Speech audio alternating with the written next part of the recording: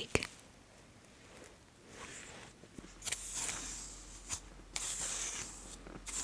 Reason should be like, I'll give you a reason to cry. Oh, then let us touch the new plates.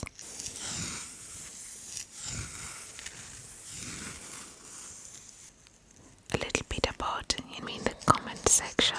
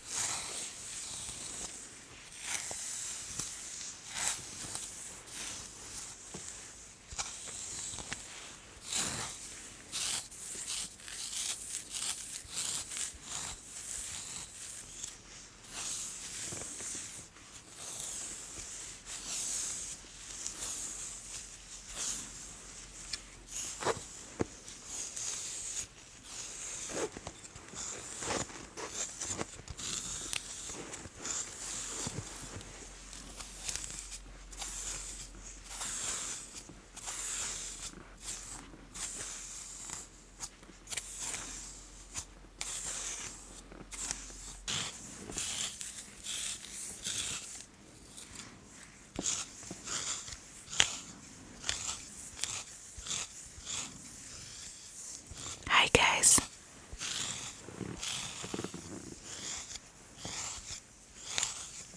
Welcome to today's super relaxing ASMR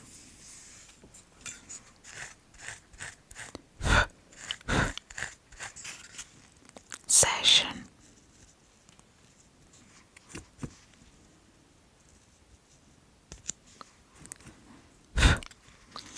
Hope you enjoy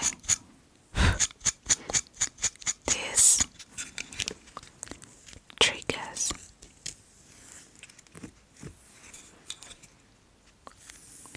And do not forget to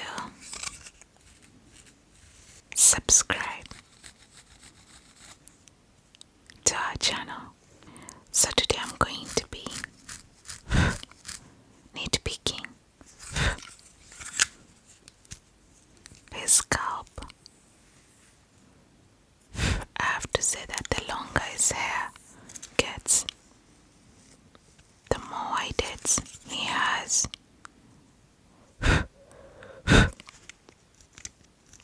And of course flakes. Also, in one of the premieres we've done recently, I was kinda asking you guys to let us know the type of videos you like and what kind of whispers you also enjoy. So most of you say that you like to hear me whisper about my childhood, how I grew up. For those that are new to the channel, welcome. And yeah, just to, how can I say it, catch you up, like catch up with the rest of the members. Well, I was born in Kenya, born and raised, and now we live in Europe, my husband and I. I'm gonna be using the tweezers today as well. Yeah, so anyway, most of you guys did tell us in the questionnaire that you want to hear me whisper more about my growing up and my boarding high school, because I went to boarding high school, and a few years of primary, like 2 or 3. I don't really remember. Do you know the way they say that if you had such a terrible time in your life, you sometimes forget? And so I'm not so sure. Today I'm going to be whispering a little bit about, growing up, raised by my grandma in Kenya.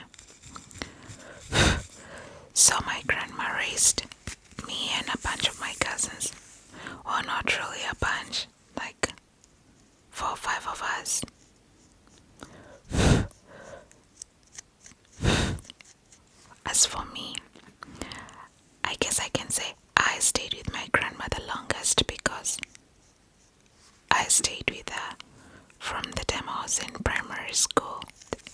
I guess I can say that my older cousin and I stayed with my grandma the longest.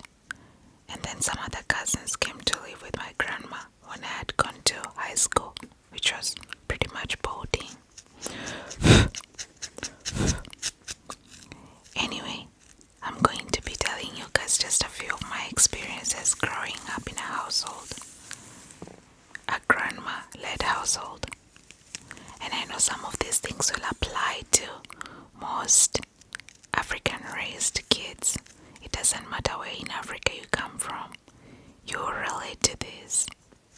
So, all classes, and like China, basically, the plates, what are the plates called? The breakable plates. Well, we call them China, because they were written at the back of them, made in China.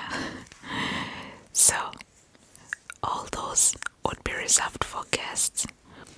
All the good, new-looking plates were reserved for guests, and we would eat with the same old plates. And most of those plates had like some kind of pattern on them, and the pattern, because of washing, had worn out, so there were like bits and pieces of the pattern, but would still eat with those. Even if the plate had cracked, my grandma wouldn't let us touch the new plates. Crazy. Yeah, so for the people that have been in this channel long enough, they know that I grew up in a small town, so we didn't really have a TV until, I don't even know the year, but yeah, for the most of my time growing up with my grandma, we didn't have a TV. And when we finally got a TV, it was passed down from my aunties to my grandma. Yeah, and that TV didn't have a remote. You had to go to the TV and press the button to change the channel. So anyway, I remember my grandma would be like, after we've watched TV for 2 hours, she'd be switch it off and say, the TV is tired. You guys should, find something to do, read a book or something. The TV is tired. You can't exhaust it too much. Or she would exaggerate and say, you've been watching this TV all day, even if it's 2 hours. Mind you, my grandma's home, it's a Christian home. I was raised in a very religious Christian home. So we're not allowed to watch secular music, music that people are dancing inappropriately. And I remember one time, guys, this is real funny. It's bringing me so many memories. I remember one time there were musicians being announced on the news that they had arrived in the country from I don't know which country. And one of those musicians, basically we used to call it in Kenya, sagging. Sagging is where you're wearing your trousers. Men wear their trousers in a baggy way that they don't reach their waist. I don't know if you guys understand what I'm saying. Basically, the trousers are almost falling off. And my grandma was like, oh, please. If the news is done, turn off the TV, because I don't want to see this scene of the man showing us his pajama. She couldn't call it boxers. She said, if grandma was beating you, mind you, if you've done something wrong, she'll tell you, go get a stick for yourself, a good one, because I'm gonna beat you for doing something wrong. And if she was beating you and you tried to shield yourself from the beating, the whole town would know. She went to the market, she would report that, can you believe my granddaughter tried to beat me up? Guys, telling this, I feel like busting out in laughter because this is just hilarious thinking back. I have to say that my grandma exaggerated a lot. Like, whenever she would send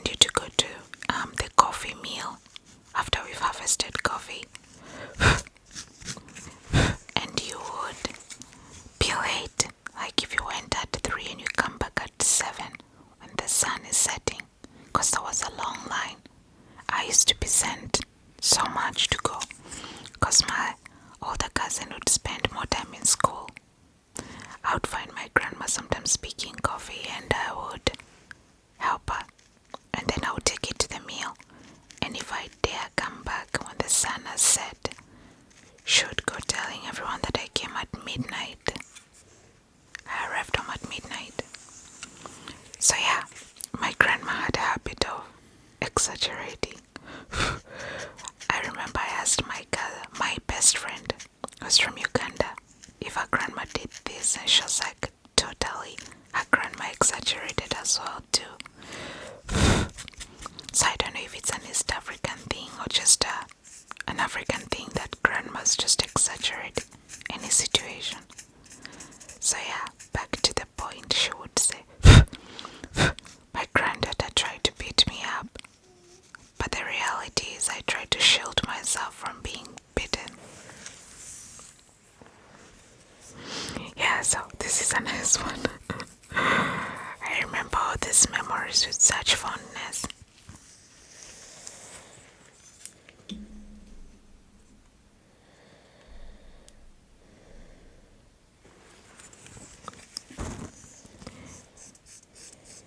If you do anything when you are sick, that means you're not sick enough. If, for example, you clean your clothes, like wash your clothes when you're sick, that means you're not really sick. Even though you just got done vomiting or something, or even if you fainted, and then you start washing your clothes or doing any kind of chore, that means you're not sick enough. Sick enough is when you're bedridden and you can't even move a muscle.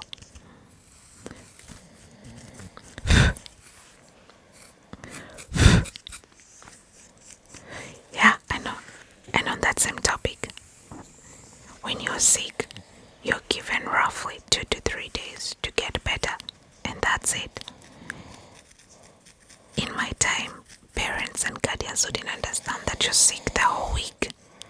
Nobody gets sick the whole week. That's ridiculous. You're sick Monday, Tuesday, Wednesday, and you're fine. You're fine now. Get off bed, do some chores, and then they'll tell you, if you stay in bed too long, you make yourself sicker. So, wake up and do some chores and, give your body like a strength to recuperate. So guys, here's a funny one.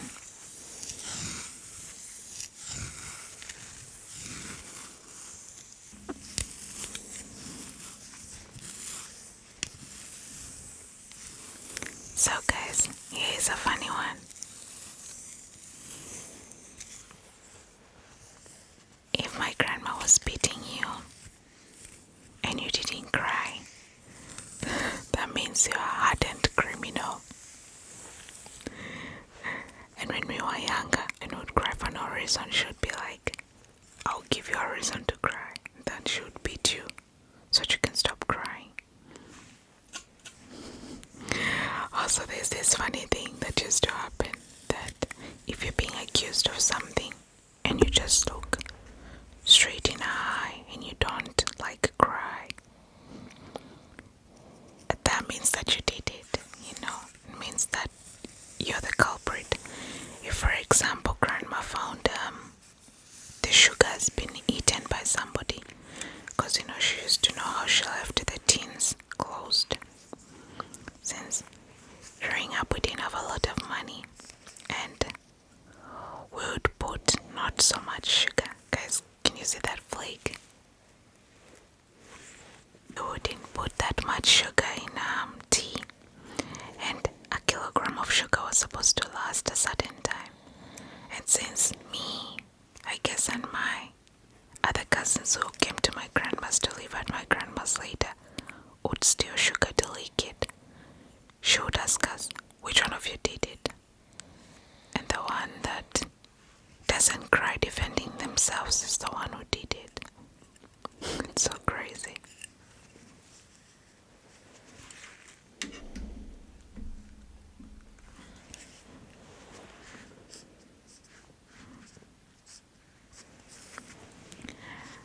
So I remember this one time we had a trip to Nairobi. That's the capital city. And that was like 4 hours away. And before the 2 or 3 days before the trip, I got malaria, so I was really sick. And I was really sad and scared that I would miss the trip, because it had been my first time to Nairobi, if I'm not wrong. It was gonna be my first time to Nairobi. So all the kids did it, like all the neighbors' kids had gone to Nairobi, and I guess I'm the only one who had not. Even, me and my younger cousins. So I'm the only one of in my peers in the village and in the Sunday school that had not gone to Nairobi at my age. So anyway, I remember I was super excited to go. But I got sick a few days before. Let's say we were going on Thursday, I got sick on Monday. And I remember I came from school on Monday super sick. I went to school sick, came back sick, took medicine, but with malaria, you get sick for a few days. And I was really angry and frustrated that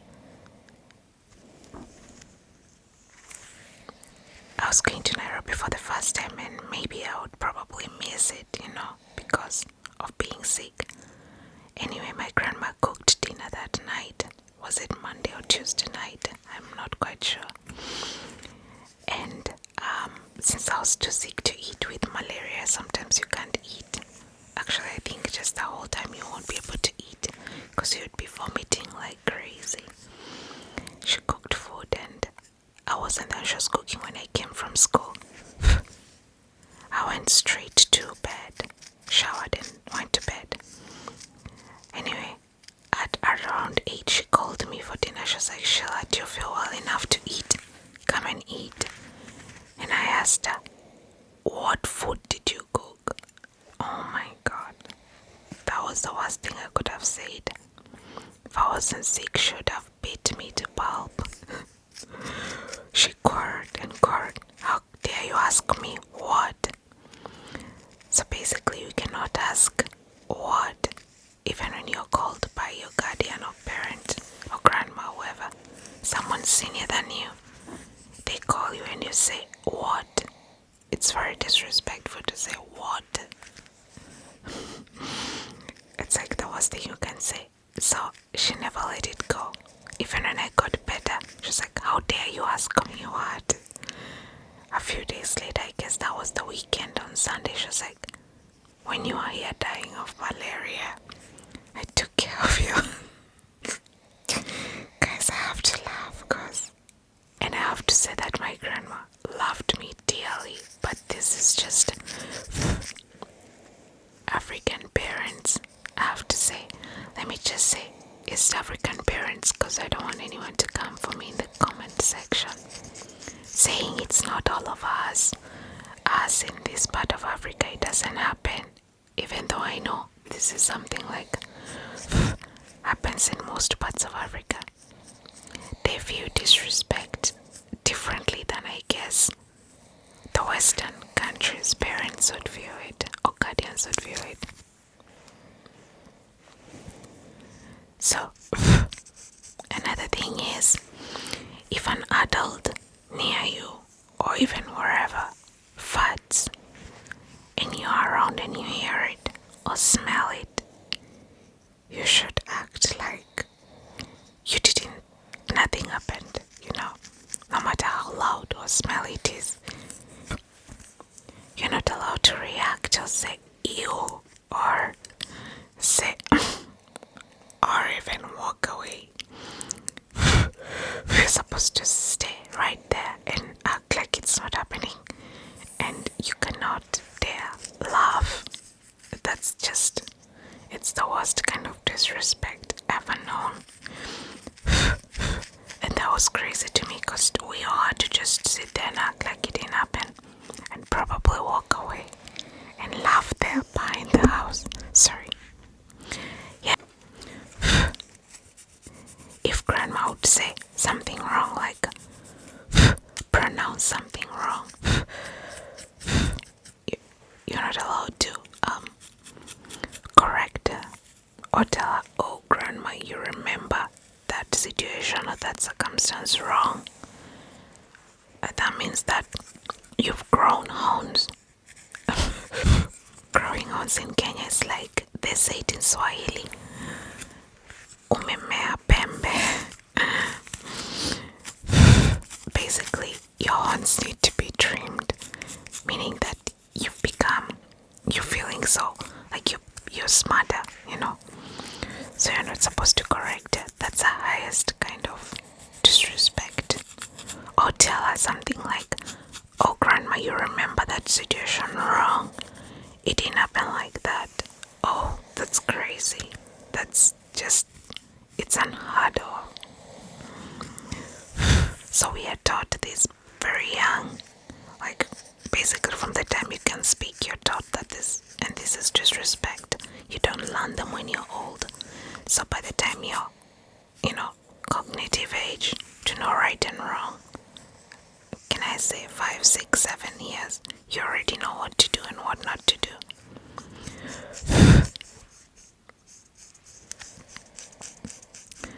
Yeah, and with that being said also, if you told her that, basically if you try to challenge her, that means you're calling her a liar, and that's unspeakable.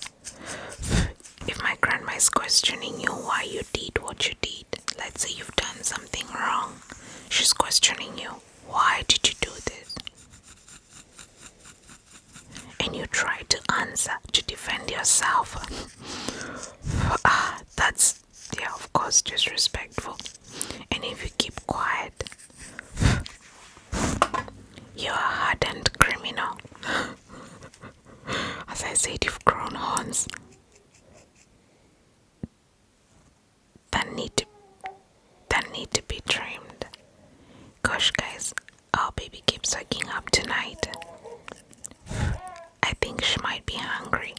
Basically, when you're being beaten, as I was saying, or you're being questioned as you're being beaten, why you did what you did, it should be better to just be, just be quiet. Or just say, I'm sorry. Because if you're quiet, that means you're a hardened criminal, as I said, and if you respond, highest form of disrespect.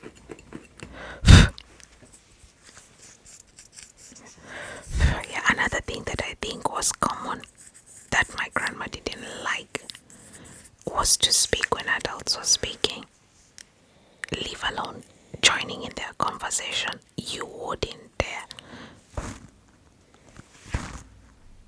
join adult conversations. That's like, wow. Nobody I knew in my time, my age, would do that, or even younger than me would do that. Like, join a conversation of adults. Let's say they're talking whatever topic, and you say, oh yeah, I know. First of all, you would be hit with whatever is near you, a slipper or something that doesn't break, of course, a newspaper. Because in most homes, they wouldn't afford to replace stuff, so they would hit you with something that won't break and something that won't cost a lot of money. A slipper, as I said, a newspaper or something. Yeah, so when visitors also came, my grandma would call me to greet them, and then I would have to disappear far enough to not hear what they're saying and close enough to hear when she calls me to serve them tea. In Kenya, people drink tea, so it's like a staple in every home, in every tribe. They drink tea, at all times. Morning, evening, afternoon, night. I guess it's just one of those colonial things that stuck. So you would serve tea whatever time of the day, be 2 o'clock, 3 o'clock, 7 a.m., 9 a.m., even in the night. You serve the guest tea and then you walk away. Again, disappear. Don't listen into the conversation.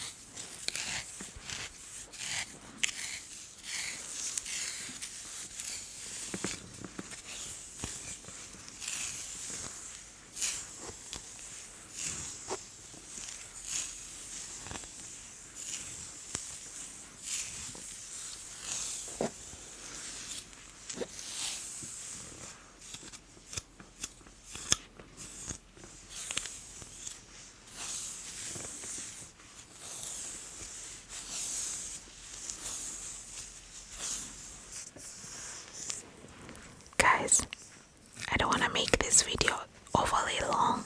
There's still so much to scratch and pick, so I'm gonna stop here. Then I'll continue